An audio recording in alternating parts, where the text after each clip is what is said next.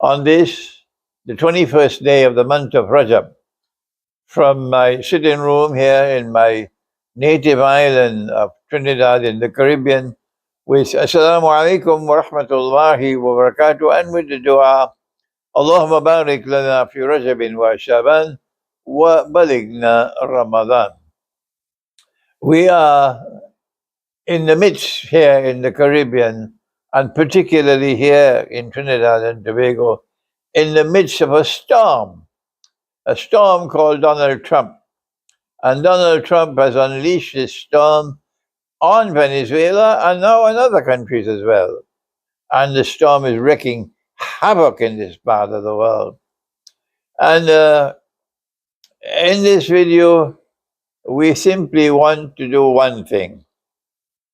We've already had 2 sessions with David Abdullah on IBN, the Islamic Broadcasting Network, and we plan to have other sessions as well.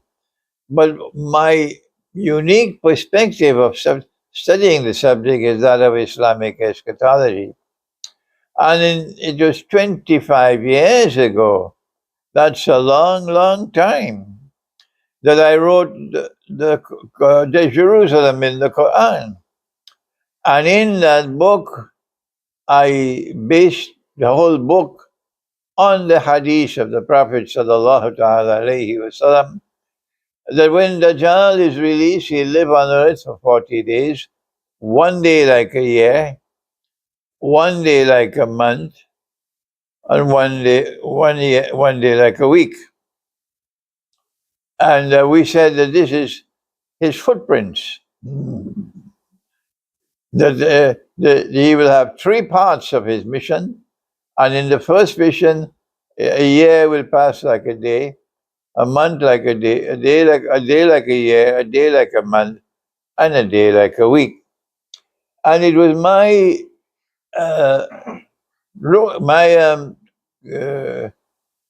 interpretation of the hadith, ta'wil, that I came to the conclusion, and Allah knows best, that when Dajjal was in a day like a year, the world experienced Pax Britannica. And when he was in a day like a month, the world experienced, and is still experiencing, Pax Americana. But now we perceive that a day like a week has commenced, and that in a day like a week, the world will experience Pax Judaica. But Trump has simply come to say to me, Imran, no, you're wrong. Pax Americana is still alive, and Pax Americana is wagging its tail. And so don't be so hurried to say that Pax Judaica has commenced. This is what Trump has done by unleashing a new version of the Monroe Doctrine. And he says the oil of Venezuela belongs to him, and all the precious metals, rare metals, rare earth in Venezuela belongs to him.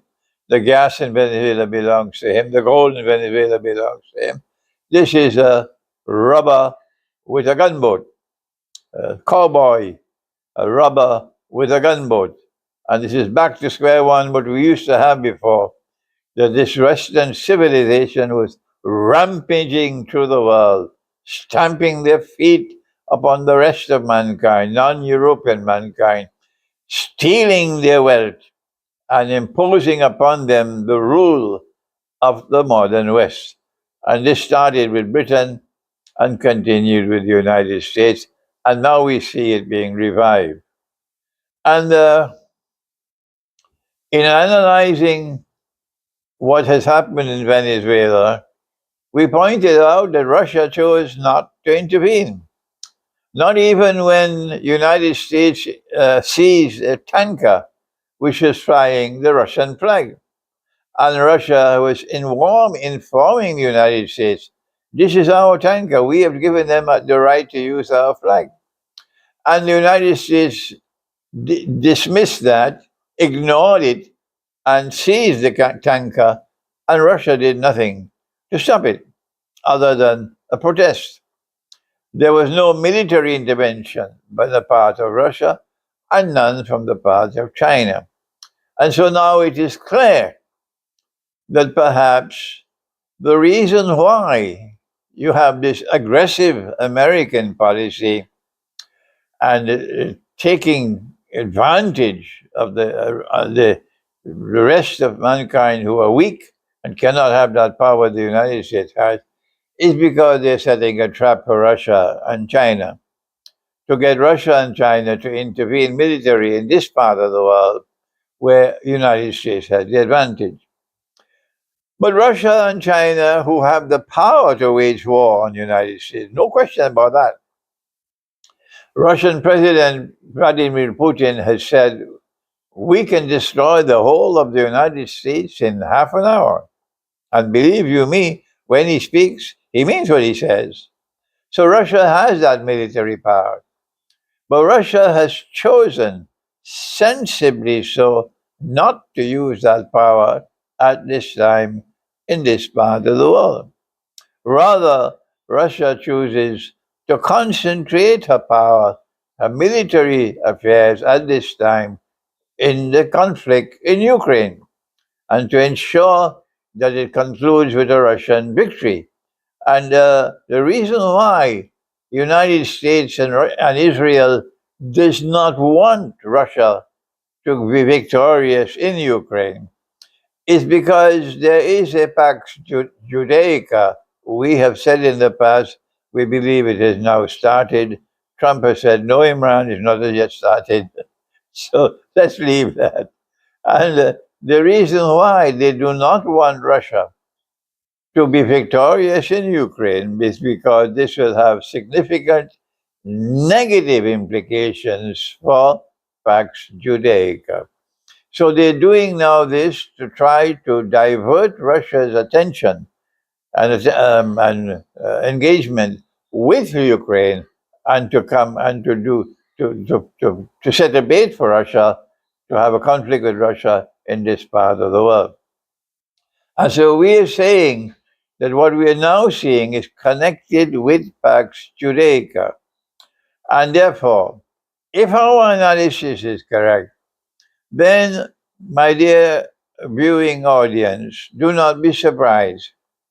Do not be surprised if you see further American military interventions in Cuba, in Colombia, in Mexico, in Greenland.